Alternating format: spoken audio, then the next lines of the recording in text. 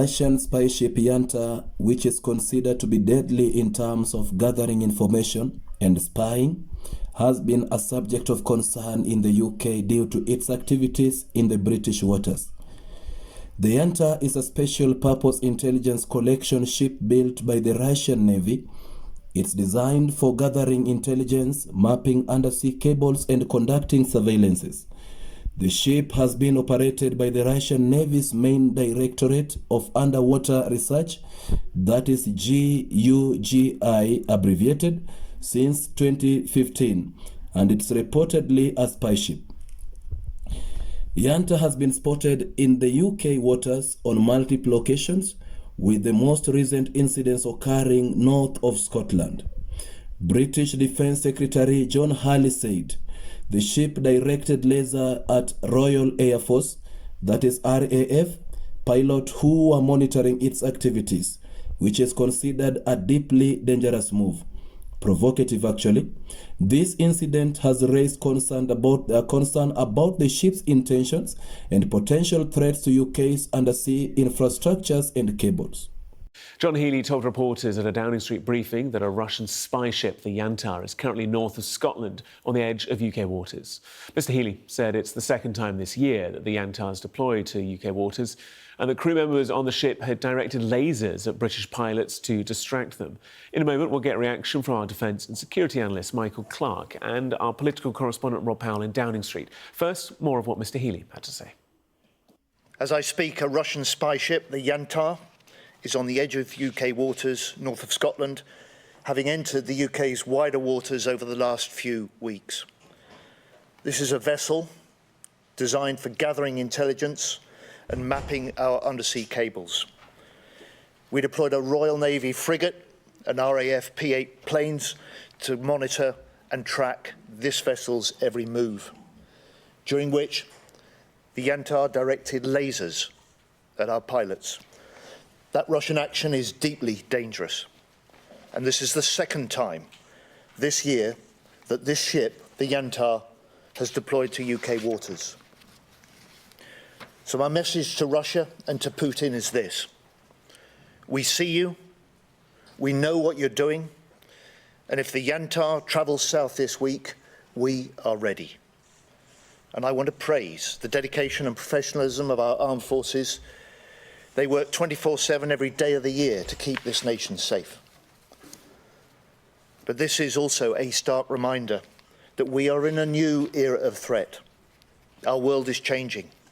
It is less predictable, it is more dangerous. And in the last year alone, we've seen the Israel-Iran war bring the Middle East close to the very brink. Armed conflict break out between India and Pakistan. Chinese spies targeting our democracy at home. Putin escalates still further his war in Ukraine. And in just this last year, we've also seen Europe's skies plagued by drone disruptions. We've seen Russian incursions into NATO airspace double, and we've seen 90,000 cyber attacks on the UK defence system alone.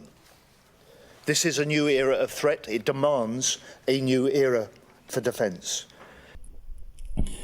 The UK government has taken the situation seriously, with the Defence Secretary Hurley stating that military operations are ready should the Yanta become a threat.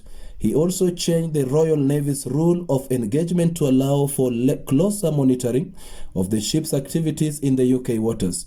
The UK's response is driven by concern about the potential risks posed by the Yanta to undersea cables and infrastructure. The ship's capability to map undersea cables has sparked worries about potential sabotage or disruption of critical infrastructure. The Yanta's intelligence gathering capabilities have raised concern about potential espionage activities. The incident has highlighted the need for robust maritime security measurement to protect UK's interest. The Yanta has been involved in various activities in the past, including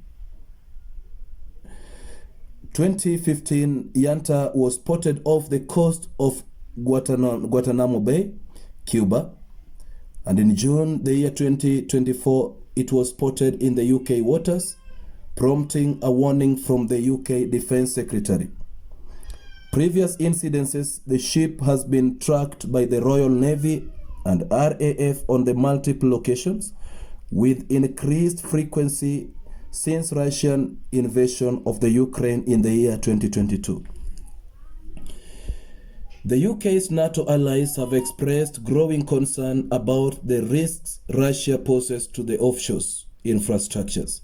Professor Michael Clark. Michael, lots of focus all of a sudden on the Yantar. What do we know about it? Yeah, well, it's been around for about 10 years. I think it was launched in 2014 or 2015. It's been in lots of places. Again, it hovers over cables. It was in Brazil a few years ago. What was it doing? Hovering over cables. The only time I think that it's performed something that wasn't obviously spying is it went to help the Argentinian Navy when they lost a submarine, and I think it was an act of assistance. But whenever it's been spotted in the Mediterranean, off the Syrian coast, around Cyprus, certainly anywhere in northern waters, it always seems to be hovering over cables or pipelines. And I was just checking now, I was talking before about the fact it can launch submersibles, and I just checked out the depth that they are recorded as being able to go to, and it looks as if the submersibles that it can launch will go to about 6,000 metres, 20,000 feet. That's pretty deep, and that means that anywhere on the continental shelf, not in the deep Atlantic, the mid-Atlantic, where the nuclear submarines lurk, as it were, but anywhere around the continental shelf, around our North European waters, means that the submersibles can get down there.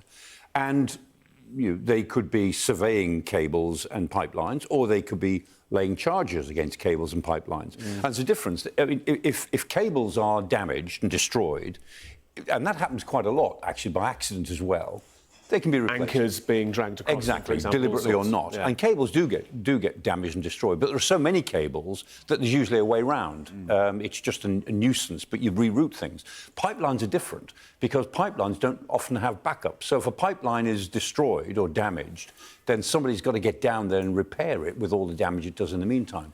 So cables may not be so difficult, but then you can be tapping into cables so that the ability to literally tap the cables and absorb all the traffic, that's a significant intelligence boost in itself. Damage to pipelines is more serious. But the Yantar, it goes with the Russian Northern Fleet. They've got another ship with their Pacific Fleet, and they're reportedly building another one, third one. They don't have many of these ships. They're very, very specialised. And although it doesn't look anything, no great shakes, it is full of very sophisticated equipment. So the Russians only deploy one in the northern waters, one in the Pacific waters, a third one apparently building. Don't know what they'll do with that. But it's a nuisance ship as far as NATO is concerned, and it's tracked pretty consistently wherever it goes. It's probably got greater capability and reliability than some of the Russian actual naval vessels do. They've the Kuznetsov. Yeah, I mean the Russian carrier, the Kuznetsov, it always goes with tugboat. And the UK government has warned Russia that it sees its activities and is ready to respond if the need shall be. The UK government has made it clear that it will not tolerate any threat to its national security or the maritime waters. Defence Secretary Hurley emphasised that the UK is prepared to respond to any aggression from Yantar, stating, "My message to the Russian Federation and to the President Putin is this: we see you and we know that we know what you are doing, and if the Yantar travels south this week, we are ready for you."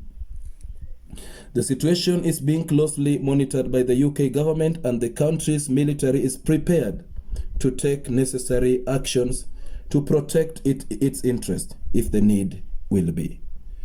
Thank you for staying with us at the Blue Articles. Welcome again for the next rolling news, and do have a good day.